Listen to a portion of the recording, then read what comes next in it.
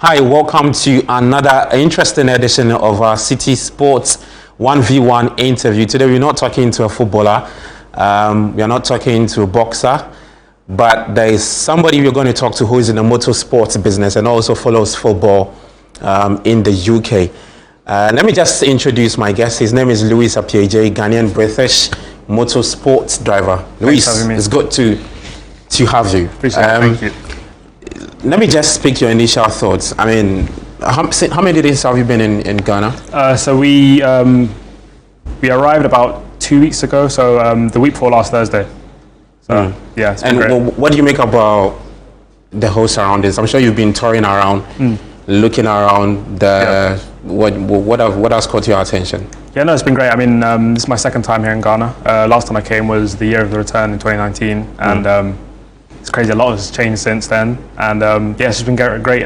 Just seeing the support from all the people here, supportive of my journey, and yeah, I've been enjoying it so far. Okay, you're into the motorsports business. How did you end up in the UK to start this? So I mean, I've always been into everything cars and racing, and my parents saw that at an early age, so they gave me a chance to try a lesson at Buckmore Park, which is one of the tracks that Lewis Hamilton started his racing career at. And ever since that lesson, I've just been racing ever since, going through the natural progression of a junior karter, and yeah, it's taken me to where I am today. It's interesting. I mean, I'm a big motorsport follower, but with the motorsport, it's into a broader term. But I follow Formula One a lot. When I saw the name Lewis Appiagyei, the first thing that struck me was Lewis Hamilton, and I'm sure that's where you picked the Lewis from.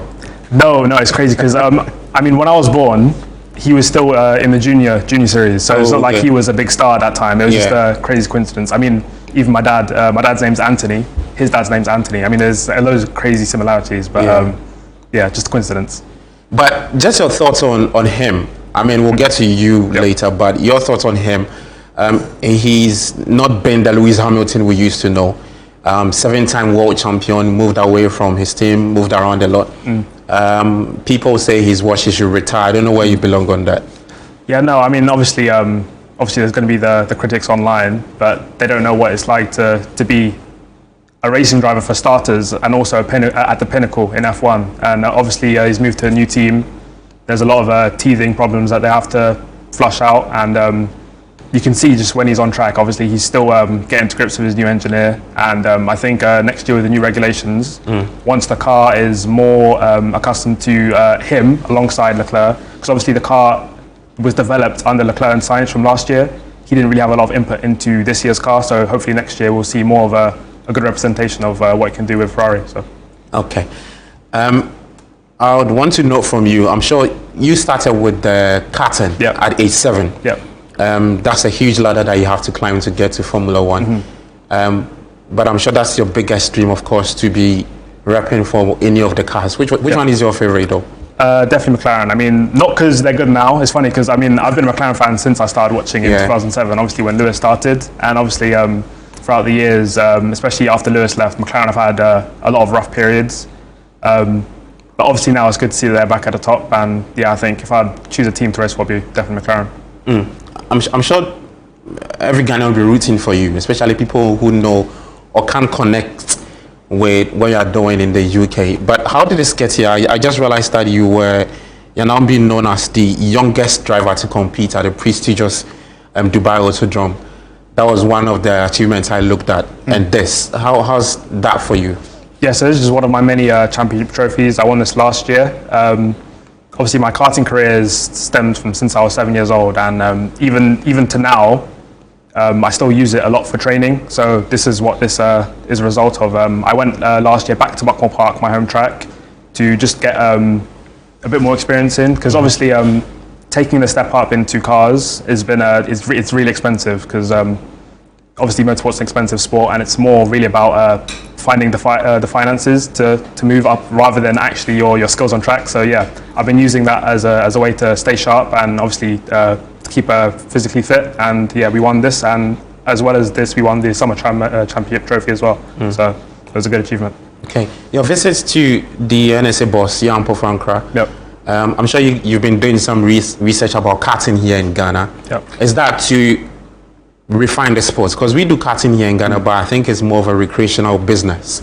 Is that to refine it and make it more competitive? I don't know what's been done in the UK with this video we can't see here. Yeah, no, definitely. There's a lot of work being done behind the scenes. I've been working with the Ghana Motorsports Federation, and we have plans to build an ultra-modern karting facility here in Ghana. That was obviously part of the meeting with the NSA. We were speaking a bit about that, and yeah, we're looking forward to getting that underway. Obviously, the plan's in place, but we just need to get a few paperworks done, and then it'll be well underway. So hopefully we'll have that. It'll be an international level track. Yeah. With all the best ultra-modern facilities with sims and everything. So hopefully we can start building motorsport properly in Ghana, because I can see the passion that Ghanaians have for motorsport, but there's not really much of a proper route into motorsports professionally. So that's the goal we're trying to achieve in the future. I don't know if you've been watching that. I'm smiling. When I see this, the only thing that comes into mind is you know, when we're kids, we used to play the Mario Kart. Yeah. It takes the same shape as. I don't know if that's where the idea started from, but is it just anybody who can do this, or you need to go through the process to make it? Or because I look at it, it takes a different shape as to the normal car you would see. This is smaller in size.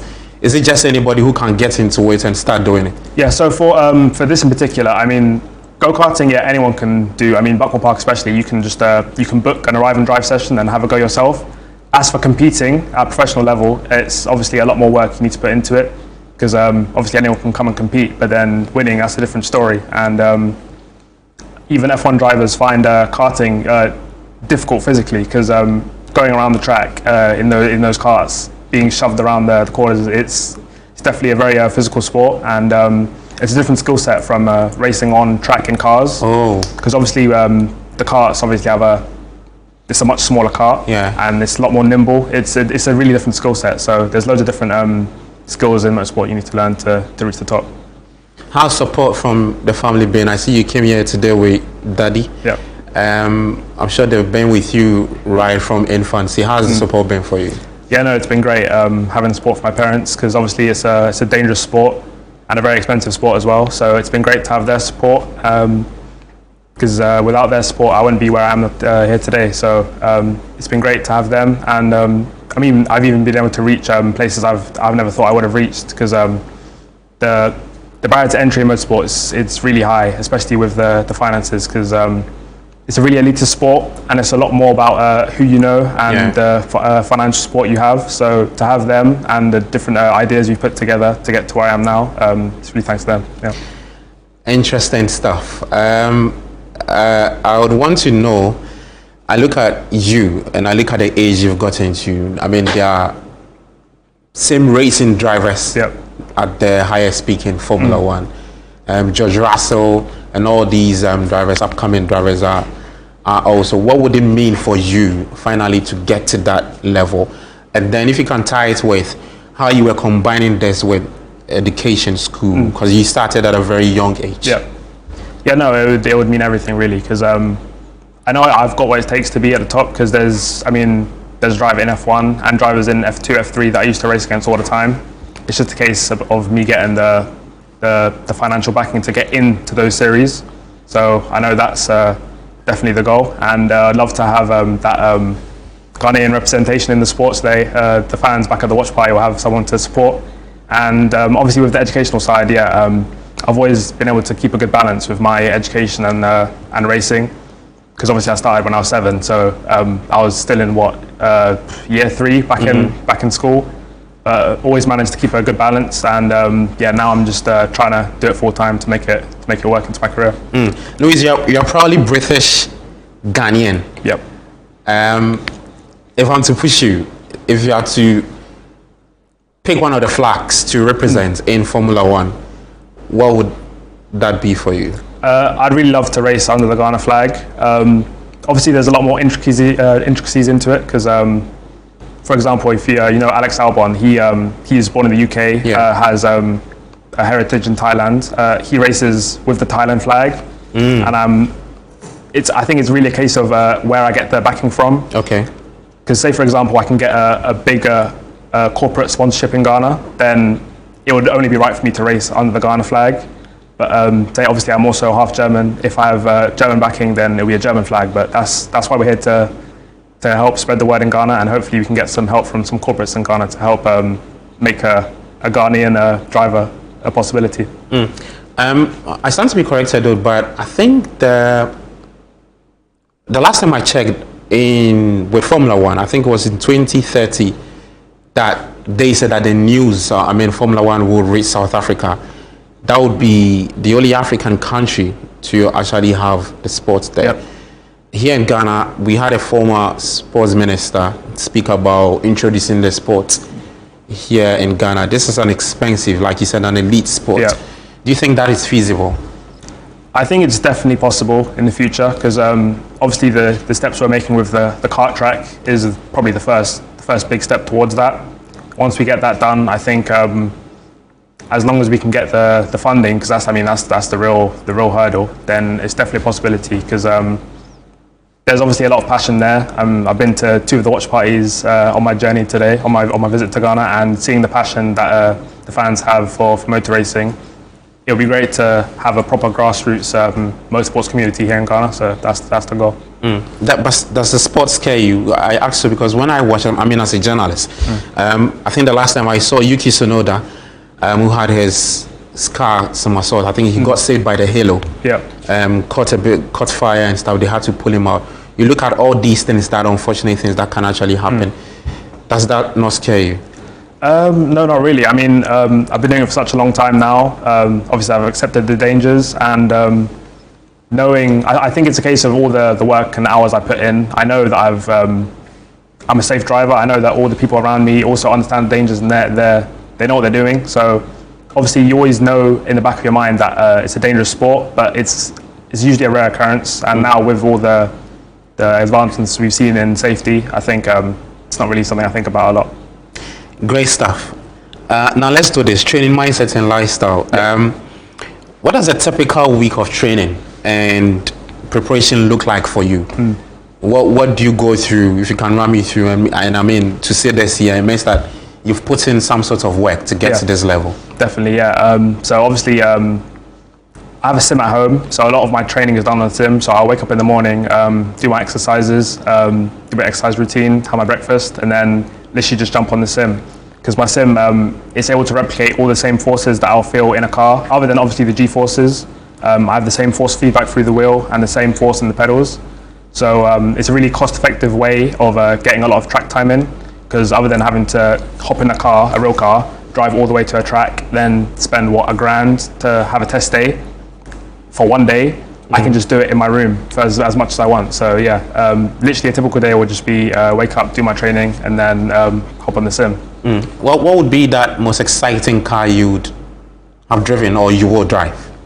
I'd say so far would definitely be the Praga R1T, which is a Le Mans prototype car. It's the car that I raced in the 2022 season, and yeah, being able to drive that was a really surreal feeling, because I went straight from karting into that. So going from racing karts into a high aero race car is something surreal, because especially the fact that I was able to race at tracks like Silverstone and Donington Park, tracks that I already knew from the back of my hand, because from all the hours in the sim, it was great to finally race those tracks in real life. But in the future, definitely, I think racing in an F1 car is definitely the dream. Do you have a favorite circuit? You look at the world, is that one that catches your attention every time? I think for tracks that I haven't driven at, I'd say probably Yas Marina and definitely Kailami as well. Okay. I think those are 2 tracks that I like, but obviously I haven't driven at. But I think my favourite track that I have driven at would be Silverstone, because it's a really nice track and obviously really prestigious. And the fact that I've been able to have so much time there is, I feel really privileged to have been able to drive there. Okay. Lewis Appiagyei, I know that you've invested your time into a lot of motorsports, but I'll take you away from that slightly. Yep. Apart from that, what's your favorite sport? I do like watching football a lot. Yep. Great. What team do you support? I'm an Arsenal fan. Okay. Just quick word on what Arsenal have been going through on under their manager Mikel Arteta. I think he's in his 6th season. Yep. The fans say, look, this season you have to show us something like this. After 20 years and counting, you are closer to that place than us. What are your thoughts about him? And do you think this season is finally that season he can win the title for the Gunners? Yeah, I think there's really... the fans tend to forget where we were before he came. I mean, we were like fighting to get top 4 for so many years, and now we're consistent title challengers. So I think it's obviously it's been a few years since we've won a trophy, and we want to win that trophy finally this year, which I think is going to happen. But you can't just neglect what the work that he's put in and the team that he's built today. So Yeah. I'm one of the more Arteta. I think the fact that people even say Arteta out is crazy to me. But yeah, I think this is definitely the year. Okay, and your favorite player in that Arsenal team? I think I'll have to say Saka. Funny enough, I was at his debut match ages ago. I think it was a Europa League game against Karabag, back when he had like the number his kid was like 87 or something. I'm not too sure, but funny enough, I think he was man of the match that game, and he literally had to score in the morning. I think he was like 17 years old, so definitely Saka. Yeah. It's early days yet. I think we are in March week 10. If I want to push you to do your top 4 and the teams to get relegated, what would that be? It is really early, but I think Arsenal first. It's difficult because a lot of the teams that we thought would be going down, like Sunderland, are doing really well. Are doing well. I will say Arsenal, City. I think Liverpool will bounce back and come third. Oh, okay. And then a surprise shout, I think I'll say Bournemouth. Wow. Because I'm a fan of Bournemouth. I'm not a fan of Bournemouth, but a fan of what they are doing. The work of that Iraola's been doing, Iraola. I think, especially like last year and the year before, they've been doing really well. And Semenyo, the thing is, it depends if we buy Semenyo in January. Because I'm a fan of Semenyo, and I know he's an Arsenal fan as well. So if we buy him, maybe not, but we'll see. It's good that you mentioned Semenyo, and of course, if you want to look at where you're coming from, a British-Ghanaian motorsports driver, we've got a number of Ghanaians in the Premier League. If you want to tie it up, what's their performance? I mean, what do you think? How would you want to rate their performance in the PL? I mean, especially over the last few years, it's really good. I mean, I think Semenyo's second in terms of GA after. I mean, Haaland. Who can beat Haaland? Yeah. But Semenyo this year has been really good, and seeing the likes of Kudus and obviously even the players that play under England but have Ghanaian flags, they've also, they have Ghanaian heritage. They've also been really good. So I think definitely over the past few years, yeah, definitely. Great stuff. It's a good one from you. Let me bring you to the local scene now. Our biggest football in this part of the country has always been the Black Stars. They qualified for the World Cup, and again, you've been keeping tabs, and because you have that Ghanaian descent in there. What are your expectations for the team? And then we'll look at maybe what England also can do. I'm really hoping the Black Stars can make it a good run through the knockouts. I think that would be the dream, really. It depends. I don't know if the groups are out yet. No, but the draw will be done in December 5. Yeah. So I think it really depends on what group they draw. Yeah. But I think the quality's there. It's just a case of performing on the day. So, and as for England, I think England have to win this time. I think it's about time. It's about, you think it's about that's the time? Yeah, I mean, we've made it to so many finals. To win it, and that took you. Yeah, nah. But the English press don't look like they like him a lot. Yeah, but I mean, the quality is there. I mean, obviously he's a proven tournament coach. I mean, look what he did at Chelsea. I mean, Chelsea at the time when he was the manager. Yeah. I mean, they weren't doing that good, and he won the Champions League. So I mean, he's proved that he's a good tournament coach, and we have quality players. So I don't see why we can't win it. So England's winning for you. I'm sure you'll be super excited to see them win it. Yeah, hopefully England-Ghana final, and then I won't have to. England-Ghana final. Then I won't have to worry.